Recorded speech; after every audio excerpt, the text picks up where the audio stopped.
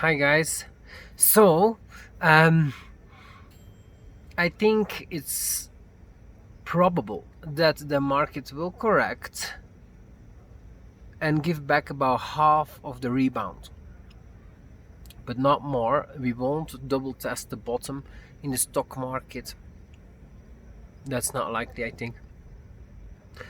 But also, I don't think it's likely that we continue this V-shaped recovery without any serious fallbacks. I don't think that's likely neither. If you just look at past recessions or corrections, 2008, 2001, 1987, you look at how it's shaped. Yes, the crash is quite quickly. Usually, actually, it during the crash you have a rebound, and after that it takes a longer time to find the actual low. That was the case in 2001 and 2008. But I do think we're not in that scenario, or more in a scenario like 1987, in a bull market, a strong bull market, with a temporary short correction. And so that's why I look more at 1987, where the bottom was reached actually also very quickly. But then after, the way it recovers is not as quick as it fell. It actually takes a year to breach the all-time high again, and we're already halfway. There was 1 month of crashing, 1 month of recovering. We're already almost halfway. Made up the losses, and that's too fast. So I think that, and of course, there are the fundamental indicators that, yes, and that I've changed my mind a little bit on. I've often said that this will, the economy will pick up as quick, and airlines, for example, and cruise lines, and businesses, and they will just, and consumers especially, will start to consume very quickly again the moment the fear is gone. But I'm changing my mind a little bit on that, though there are some strong indicators that Katie Wood has shared on her great shows that you should see on YouTube. It's called Stay at Home from Ark Invest. Like some indicators show, for example, in China, that at car sales, even though they dropped by 90% during the coronavirus panic, only 3 months later they are actually up year over year by 12%. So you see actual, not only the whole loss made up, but they are selling even more cars than the year before. So there's actual growth year over year. Already 3 months after the bottom was reached. So it's likely that the same will happen in Europe and America, and that means it's very close, because it's already a month and a half or so that we reached the bottom. It's only a month, 2 months from here that you will likely see very strong uptick in economic activity. But if you look at past recessions or corrections, it is very unlikely that we will be very quickly at the new all-time high. It would actually be the first time that that happens. Of course, the correction was very strong, and I do believe that it was absolutely overcorrection, considering that the coronavirus is not as bad at all as the panic the people had for it.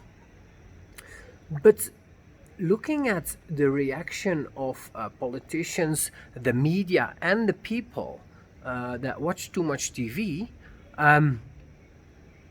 it's really dramatic, the damage they've done to the economy for this coronavirus. And these numbers still have to show. So I think due to this, due to a mixture of, yes, certain economic activity we will see pick up very quickly soon, but at the same time, certain numbers will come out where it's just so bad. If you suddenly see such a strong drop in consumption and revenues of companies, like weak companies do get hit very hard and go broke due to it. So I think that therefore that it's likely that we will not go in one straight up back into all-time highs, one straight line, no, but we will go that direction, but with some serious corrections on the way. So that's what I'm going to try to buy, basically Tesla and ARKG, around half of the rebound.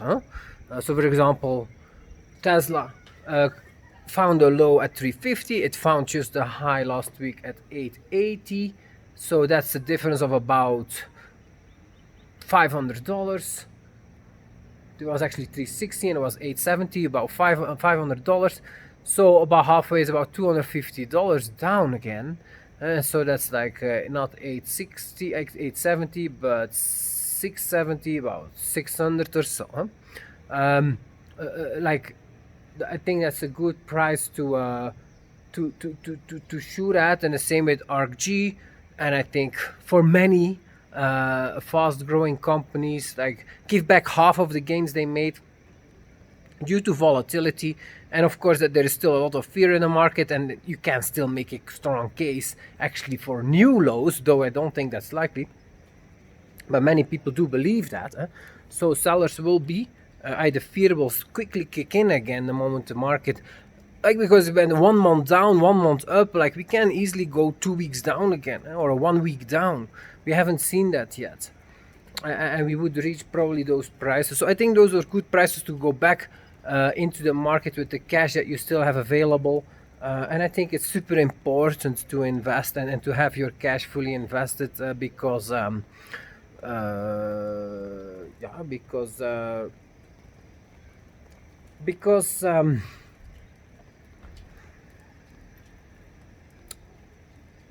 because those prices will not be seen again, and you will have to look for other opportunities, which is lots of work. You might have to chase the market.